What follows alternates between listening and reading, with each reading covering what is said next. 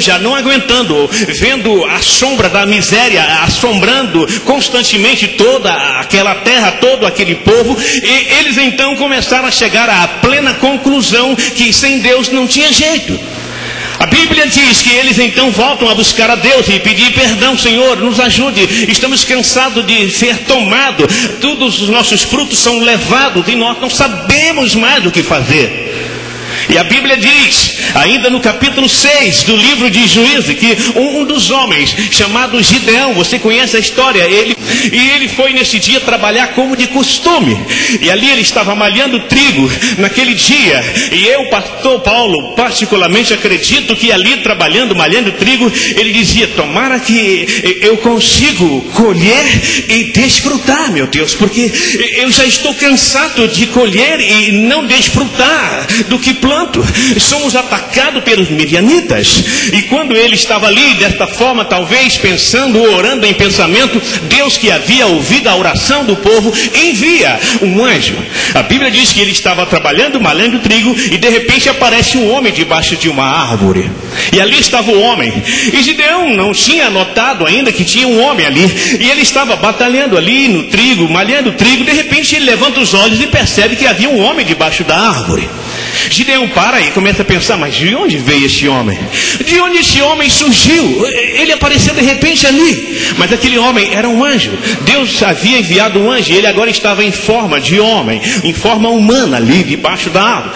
E Gideão olhou para o homem e continuou trabalhando. Será que eu estou enxergando bem? Ele olha de novo, e o homem então olhou para ele e disse, o Senhor é contigo, homem valoroso. Aí Gideão para, segura a sua foice ali e levanta a sua voz e diz, se o Senhor é comigo, se o Senhor é conosco, então por que somos apanhados constantemente pelos inimigos? Se o Senhor é conosco, por que plantamos, colhemos e não desfrutamos? Se o Senhor é conosco, então por que Ele permite toda essa desgraça em nossas vidas? Então disse o anjo, que para ele era um homem que estava ali comum, ele disse, homem, vai nesta tua força e livra o povo de Deus das mãos dos midianitas. Vai nesta tua coragem e livra este povo das mãos dos inimigos. Amém?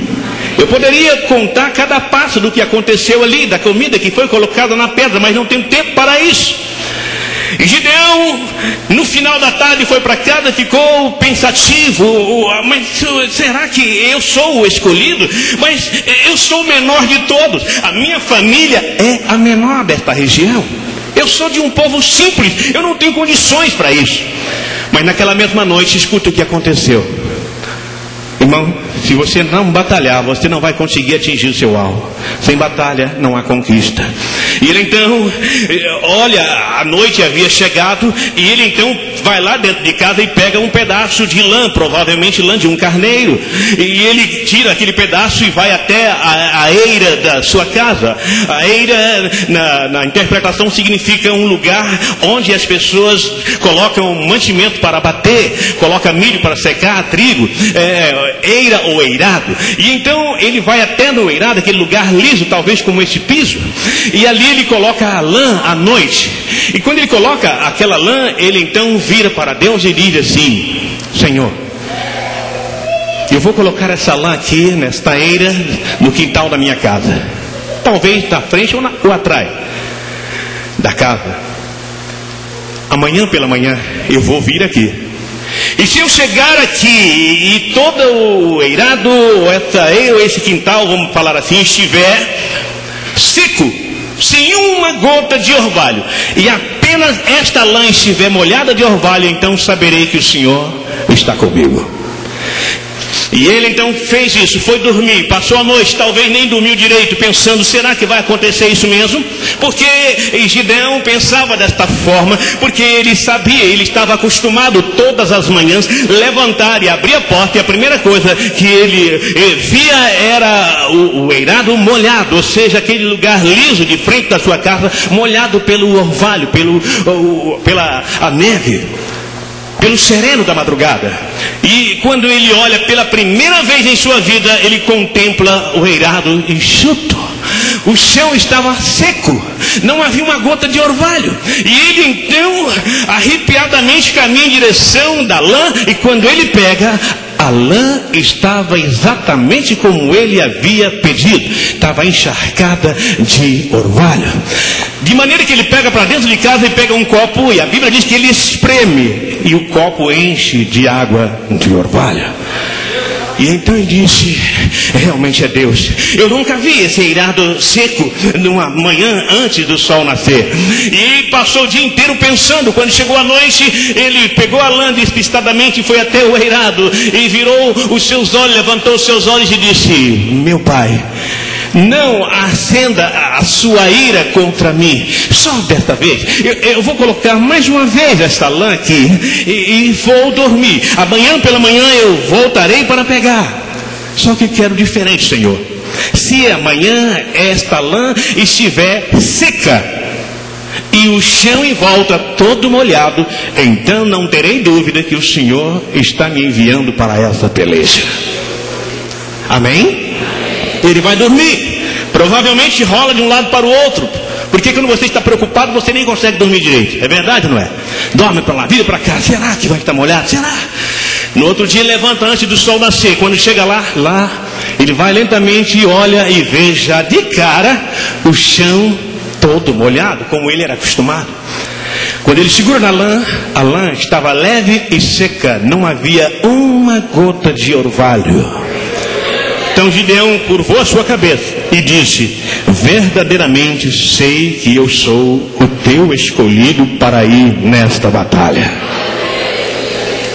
E orou ao Senhor e disse: tudo bem, Senhor, agora sei que não há nenhuma sombra de dúvida. O que o Senhor quer o que o Senhor quer que eu faça? O que o Senhor quer que eu faça? O Senhor disse: Gideão, prepare uns homens para ir com você. Prepare uns homens. Prepare uma equipe para estar ao seu lado. E vou dar um tempo para você. Quando você conseguir os homens para estar ao seu lado, então venha. A Bíblia diz que ele saiu a procurar. Talvez, eu não sei qual a expressão, a maneira que ele usou para conquistar, mas eu acredito que ele saiu no meio do povo. Ele fez propaganda dizendo: alguém quer se alistar no novo exército, o exército de Deus. Gideão é o general. Se vocês quiserem vir, vocês vão estar bem. E quem sabe ele conseguiu desta forma conquistar. E a Bíblia diz que ele conquistou. Chegou diante de Deus e disse: Senhor, eu consegui alguns homens. Conseguiu? Tudo pronto, Gideão? Ele disse: sim. Quantos homens você conseguiu, Gideão? Ele disse: Senhor, eu sinto muito, mas eu consegui só 32 mil homens. Quantos homens? Foi um recorde, não foi? Foi ou não foi? Com um homem só? 32 mil homens. Deus falou assim: Gideão, é gente demais, Gideão. Senhor, eu achei que era muito pouco, porque os midianitas são como poeira, são como pó da terra, é muito. Os amalequitas são como areia do mar. Os seus camelos são inumerosos, como está escrito aí em Juízes capítulo 7, são inumerosos, não dá nem para contar de tantos. E agora o Senhor fala que 32 mil é muito. É muito, Gideão. Senhor, e o que eu faço? Como é que eu vou fazer para mandar esse povo embora? Deus disse: reúna todos eles e fala para eles que a guerra vai ser sangrenta. Quem não quer perder, quem não quer, vamos dizer assim, perder as suas coisas, a sua casa, a sua terra, a sua família, então volte para casa, porque o negócio não vai ser fácil. E Gideão reuniu todo mundo e disse: olha, gente, a batalha não vai ser fácil, viu? Se você pretende ver sua família, a hora é agora, volte enquanto há tempo. Gideão talvez pensou: deve desistir aí umas 2 mil pessoas. Sobrando 30, dá para quebrar um galho.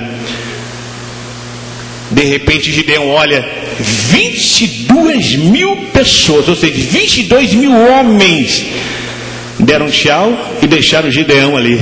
E Gideão começou a coçar a cabeça e disse: meu Deus, 22 mil homens foram embora.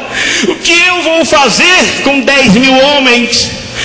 E ele ficou preocupado e chegou diante de Deus: Senhor, 22 mil foram embora, meu Deus, e agora o que eu, Gideão? Quando você coloca o eu, quando nós colocamos o eu no meio, as coisas não funcionam. Mas quando você coloca o Deus em primeiro lugar, as coisas vão à frente. O que